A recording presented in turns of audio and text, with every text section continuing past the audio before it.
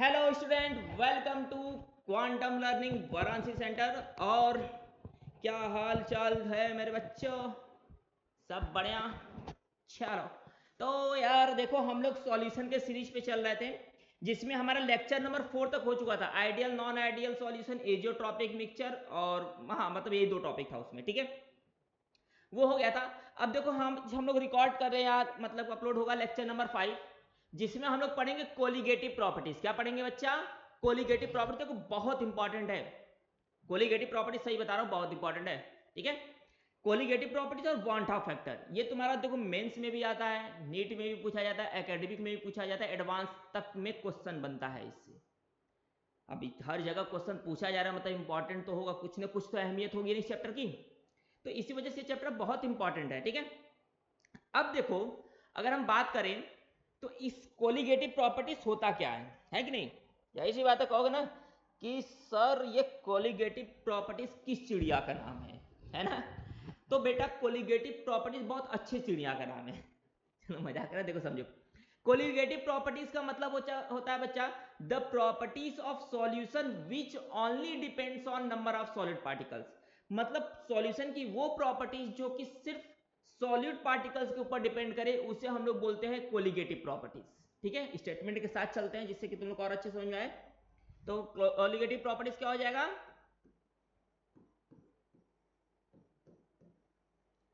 The properties of solution which only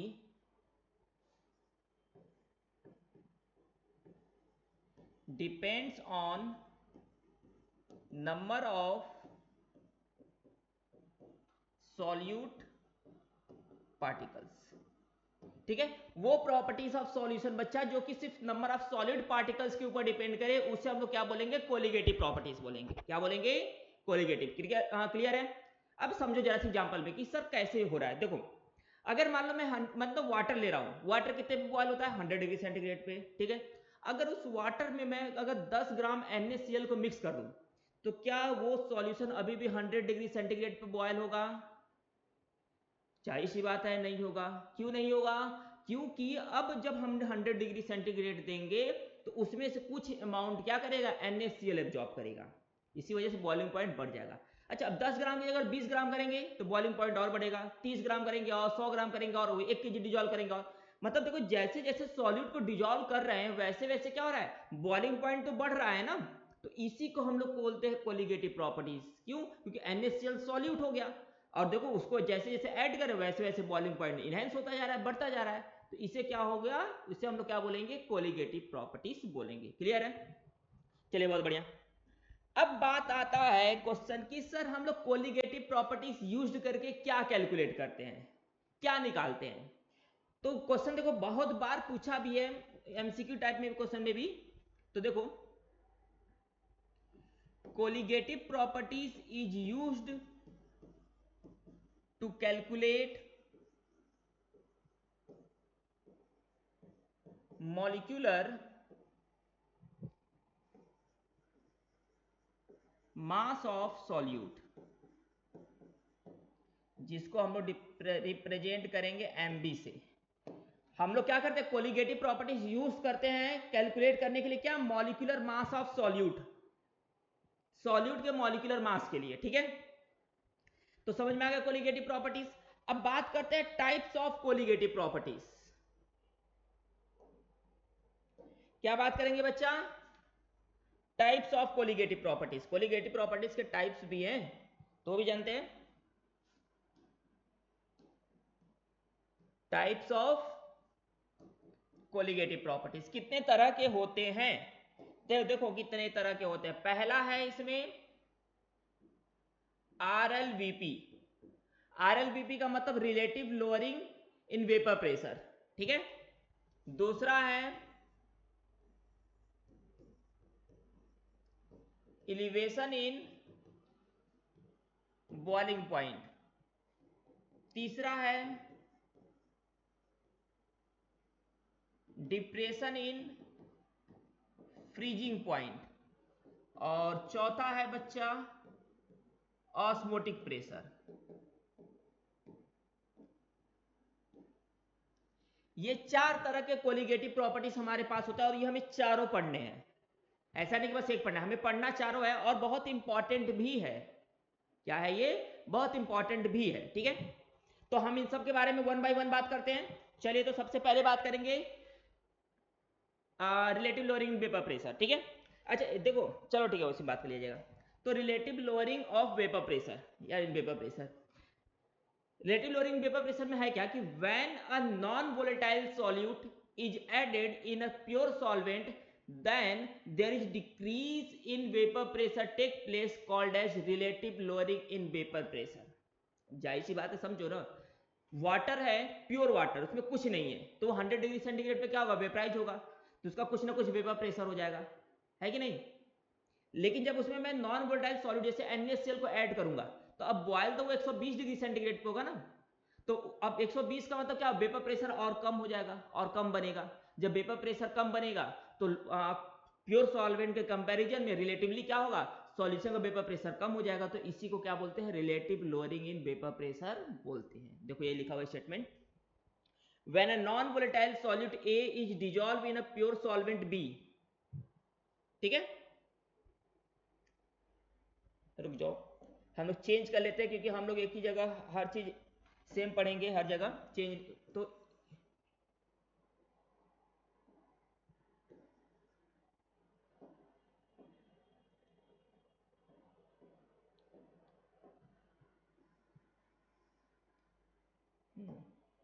चलिए रुकिए,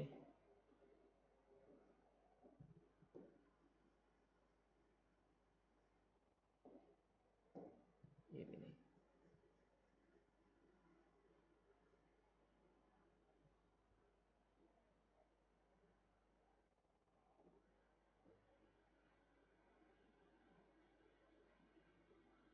ठीक।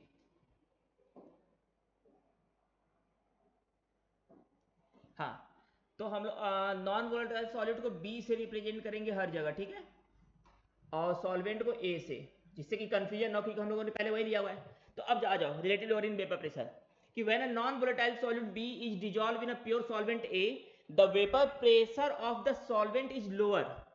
जो वेपर प्रेशर होगा सॉल्वेंट कम होगा, इसका मतलब है कि the vapour pressure of solution is always less than that of pure solvent. मतलब कि जो वेपर प्रेशर होगा सॉल्यूशन को हमेशा कम होगा, किसके कंपैरिजन में? प्योर सॉल्वेंट के।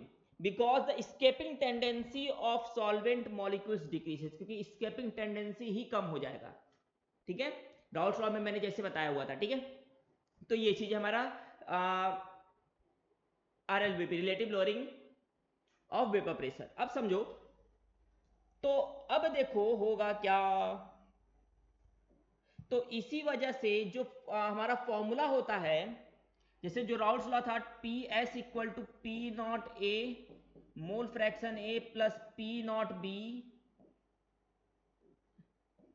मोल फ्रैक्शन B, तो हमें पता है कि जो सॉल्यूट है वो नॉन वोलेटाइल, तो P नॉट B की वैल्यू क्या हो जाएगा? 0 हो जाएगा, तो ये पूरा का पूरा टर्म 0, तो जिसकी वजह से जो फॉर्मूला बनता है PS equal to P not A mole fraction A, यही बनेगा। तो PS अपॉन P नॉट, अब P नॉट बस लिखता हूं, equal to mole fraction A, ये हो जाएगा। अब लेकिन एक ध्यान देने वाली बात है कि हम पढ़ तो रहे हैं कोलिगेटिव प्रॉपर्टीज, तो कोलिगेटिव प्रॉपर्टीज में सॉल्वेंट का क्या काम आ गया? सॉल्यूट में होना चाहिए ना टर्म में, तो इसी वजह से हमें एक फॉर्मूला याद है, जहां तक तुम्हें भी याद होगा कि mole fraction A plus mole fraction B equal to 1। तो mole fraction A equal to क्या लिख सकते हैं? 1 माइनस मोल फ्रैक्शन B। इसको देखो, यहां पे मोल फ्रैक्शन A की वैल्यू पुट करेंगे, तो जब पुट करेंगे तो PS upon P not equal to क्या हो जाएगा? 1 माइनस मोल फ्रैक्शन B हो जाएगा, ना? तो P not minus PS upon P not equal to क्या हो जाएगा? मोल फ्रैक्शन B हो जाएगा। तो फॉर्मूला क्या हो जाएगा?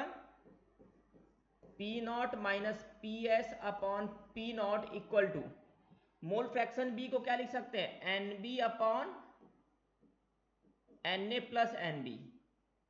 ठीक है, ये हमारा फॉर्मूला हो गया। क्या हो गया? फॉर्मूला। इसी को हमें पता है कि सॉल्यूट बहुत कम होगा, तो हम लोग इस तरीके से भी लिख सकते हैं कि P not minus P S upon P not equal to N B upon N A. ये फॉर्मूला भी यूज कर सकते हैं। एन बी क्या है हमारा? एन बी है mole of solute, mole of solute. N A है हमारा मोल ऑफ सॉल्वेंट। ठीक है, तो ये दो फॉर्मूले हो गए। अब एक चीज ध्यान समझो, जो पी नॉट है, पी नॉट है vapour pressure of pure component.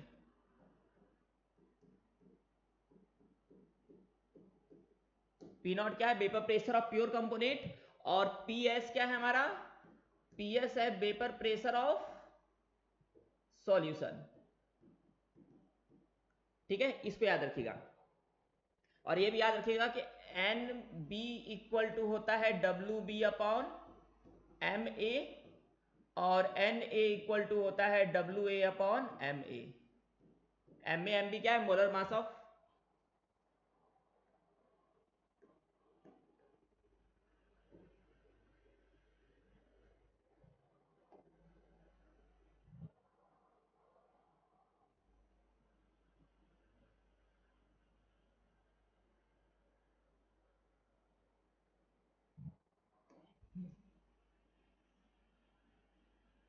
ये एम बी है, ये भी बी है। ठीक है, ठीक है, ये है हमारा। अब देखो, ये तो ठीक है, समझ में आ गया कि ये फॉर्मूला कैसे आया। अब वो उसमें कोई दिक्कत नहीं है। अच्छा, थोड़ा सा और देख लेते हैं, उसके बाद मैं और बात कर रहा हूं। तो जो फॉर्मूला अभी हमारा बन के तैयार हुआ, P not minus P S upon P not equal to N B upon N A. ठीक है, ये चीज जिसमें से ये expression R L B P का हो गया, जिसमें से डेल्टा पी इक्वल टू होता है P not minus P S, जिसे बोलते हैं लोअरिंग इन वेपर प्रेशर। अगर तुमको लोअरिंग इन वेपर प्रेशर निकालना है तो डेल्टा पी निकालोगे, और delta P by P naught को बोलते हैं R L V P, relative lowering in vapour pressure. अगर relative lowering in vapour pressure बोलेगा तो delta P by P naught निकालेंगे, और लोअरिंग इन वेपर प्रेशर पूछेगा तो डेल्टा पी निकालेंगे। ठीक है, चलो बढ़िया। अब सबसे बड़ा दिक्कत है ना, बहुत सारे बच्चों को दिक्कत होता है, जैसे मैंने दो फॉर्मूले, अब जैसे एक ये फॉर्मूला जो आया और एक फॉर्मूला ये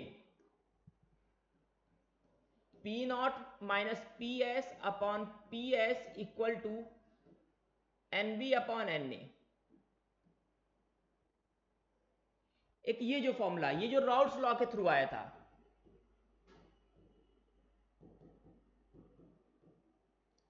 राउल्ट्स लॉ के थ्रू फॉर नॉन वोलेटाइल के लिए, नॉन वोलेटाइल सॉल्यूट, या नॉन वोलेटाइल छोड़ो, सॉलिड सॉल्यूट लिख देते हैं, सॉलिड सॉल्यूट। तो फिर क्वेश्चन यही बनता है बच्चों का कि सर हम ये फॉर्मूला कब यूज करेंगे, ये फॉर्मूला कब यूज करेंगे, है कि नहीं? अब कंफ्यूजन तो हो ही जाएगा ना, कि फॉर्मूला सेम है, बस एक जगह पी नॉट एक जगह पी एस है। तो ध्यान से समझो, यही कंफ्यूजन दूर करना भी है तुम लोग का। याद रखना, व्हेन इट यूज्ड, कब यूज्ड करेंगे। ठीक है, पहला कि when non volatile solute given. अगर नॉन वोलेटाइल सॉल्यूट दिया है तब ये फॉर्मूला यूज करेंगे। ठीक है, दूसरा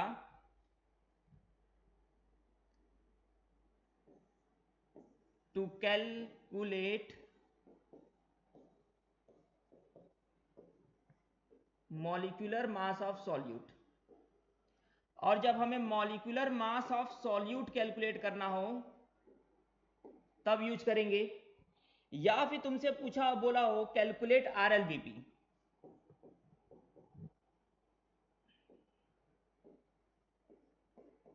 कैलकुलेट आरएलबीपी, अगर ये तीन चीज बोला है तो ये यूज करेंगे, नहीं बोला है तो फिर ये यूज करेंगे। क्लियर है? पक्का? आगे बढ़ा जाए? चलो बहुत बढ़िया, ये चीज है।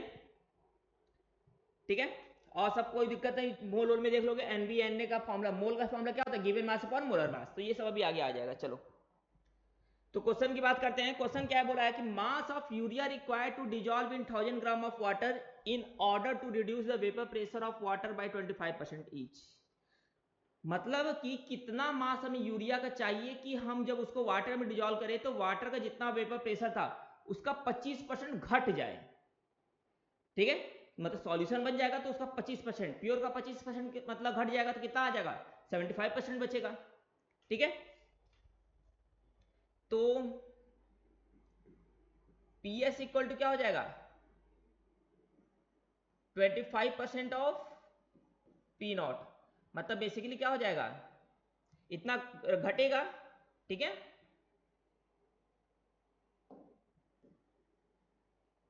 तो सीधे लिख लेते हैं, तो 25% घटेगा तो कितना बचेगा, 75%, मतलब 0.75 ऑफ P नॉट, ये हो जाएगा। WA मास ऑफ सॉल्वेंट कितना दिया हुआ है, 1000 ग्राम। मोलर मास ऑफ सॉल्वेंट, जो कि सॉल्वेंट क्या है हमारा, H2O, तो कितना हो जाएगा, 18 ग्राम पर मोल। यूरिया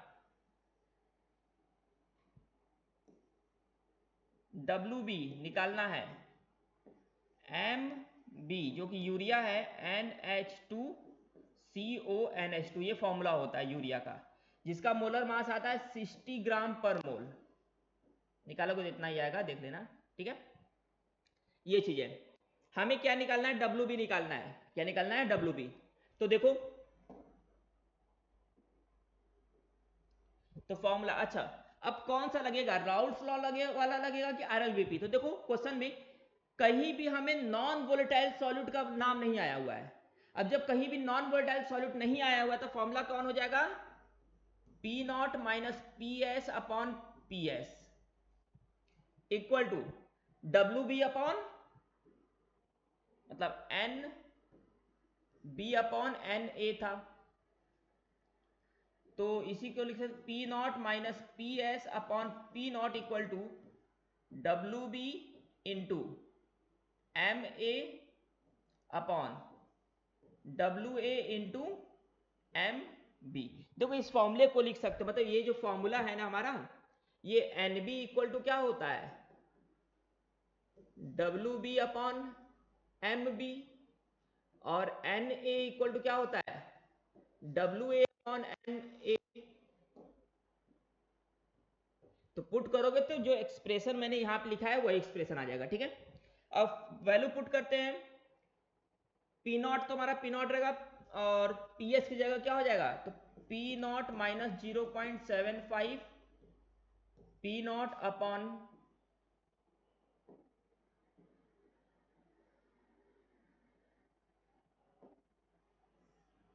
ठीक है पी एस है, तो यहां पे हो जाएगा 0.75 P not equal to WB निकालना है, MB कितना, MA 18, तो WB इंटू 18 अपॉन WA कितना दिया हुआ है 1000 इंटू MB कितना दिया हुआ है 60। पी नॉट कॉमन लेंगे तो पी नॉट से पी नॉट कैंसिल आउट हो जाएगा, पी नॉट कॉमन लेंगे तो 1 minus 0.75 divided by 0.75 into P not, इससे ये कैंसिल आउट हो गया, equal to WB into 18 upon 1000 into 60। ठीक है, अब देखो 60 अगर हम लोग करेंगे तो ये चला जाएगा 3 बार में, ठीक है। यहां पे आ जाएगा 10 जब 6 से डिवाइड करेंगे तो, और यहां पे 1 माइनस 0.75 करेंगे तो कितना आएगा, यहां पे आएगा 0.25 upon 0.75 equal to WB into 3 upon 1000, ठीक है। तो ये क्या हो जाएगा 25 upon 75 equal to WB into 3 upon 1000 हो जाएगा, ये हो जाएगा, ठीक है। तो 1 में 0.25, ठीक है, 0.75, ठीक है। तो ये कितनी बार में चला जाएगा, 1/3 बार में। तो 1/3 equal to WB into 3 upon 1000 हो जाएगा। तो WB इक्वल टू देखो कितना हो जाएगा, WB इक्वल टू हो जाएगा 1000 अपॉन, ये 3 इधर आएगा तो 9 हो जाएगा।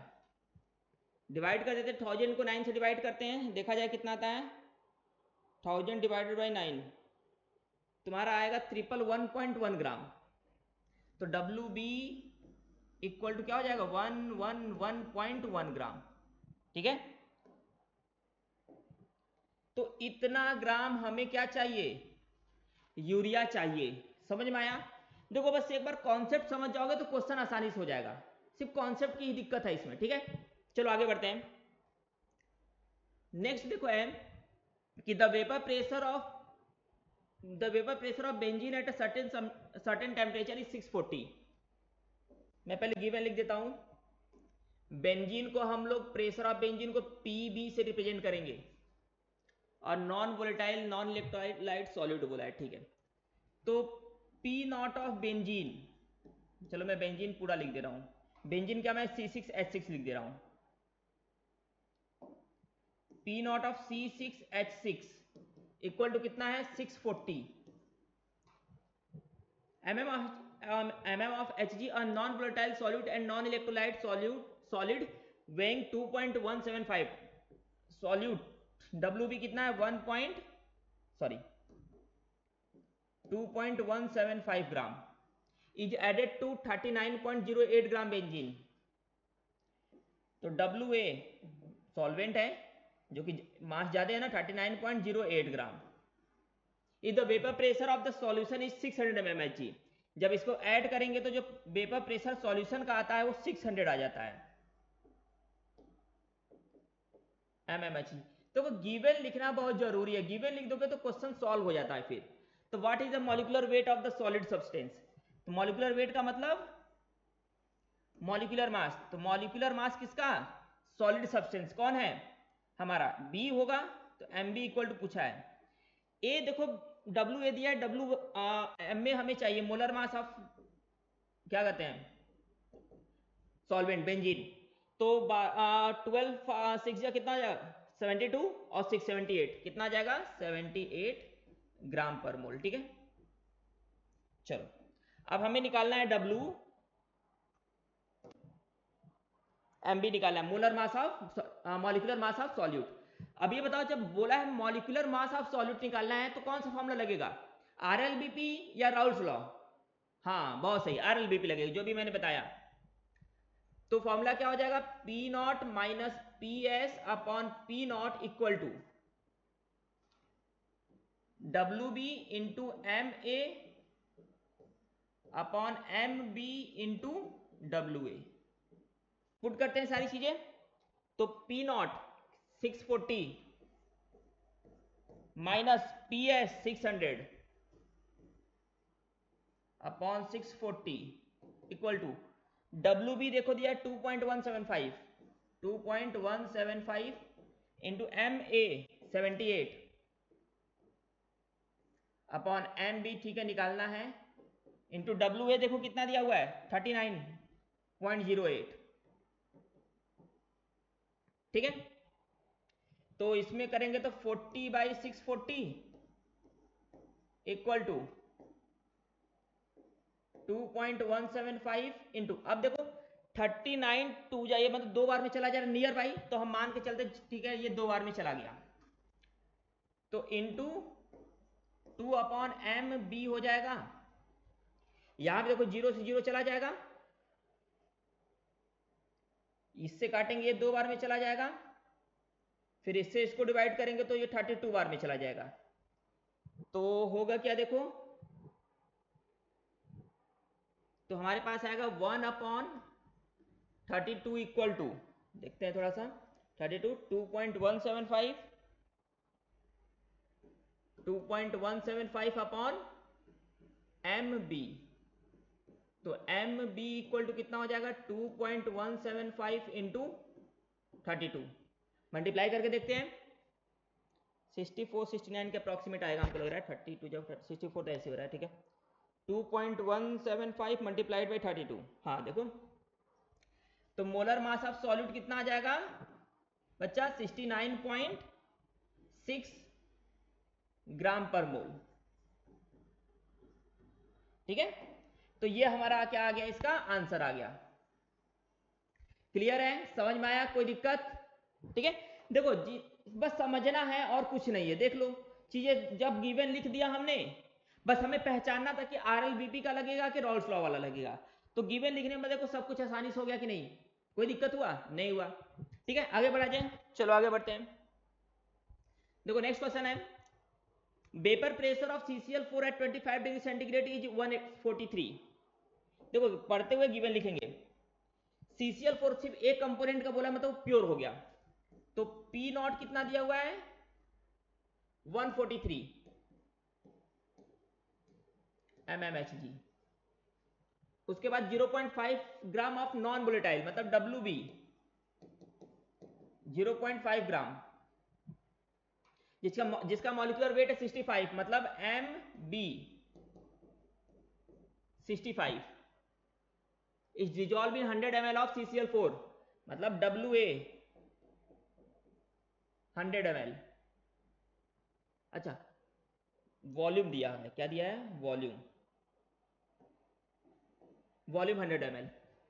Find the vapour pressure of the solution, PS निकालना है, डेंसिटी ऑफ CCl4 1.58। अब ये बताओ डेंसिटी दिया हुआ है, डेंसिटी 1.58 ग्राम पर सेंटीमीटर क्यूब, ठीक है। ये बताओ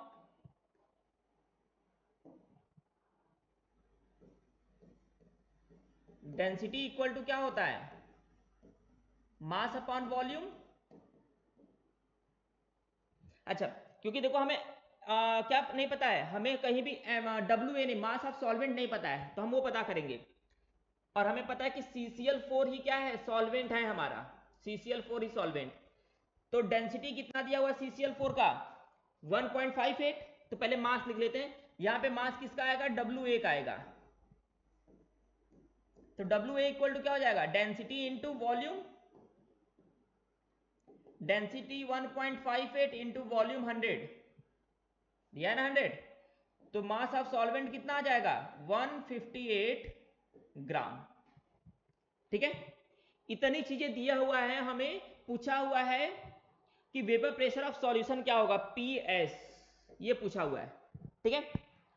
तो आगे थोड़ा सा जगह कम है, तो फॉर्मूला क्या हो जाएगा, अच्छा कौन सा फॉर्मूला लगेगा RLBP या रॉल्स लॉ, क्या बोला हुआ है non volatile solute, non volatile solute का मतलब RLBP, हाँ बहुत बढ़िया। तो देखो तो P not minus PS upon P not equal to क्या हो जाएगा WB into MA upon MB into WA। WB क्या है मास ऑफ सॉल्यूट, MA क्या है molar mass of solvent, MB molar mass of solute, WA mass of solvent, ठीक है।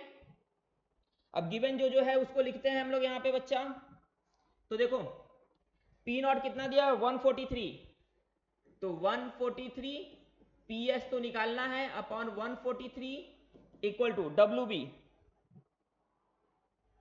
WB देखो डब्ल्यू बी कहाँ है, 0.5 into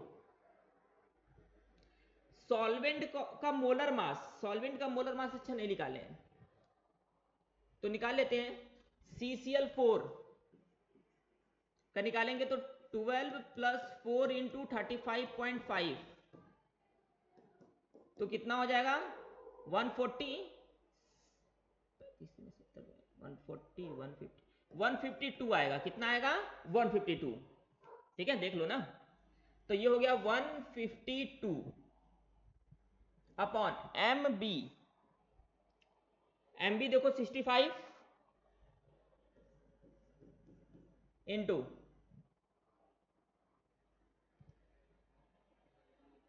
molar mass mass of solvent कितना 158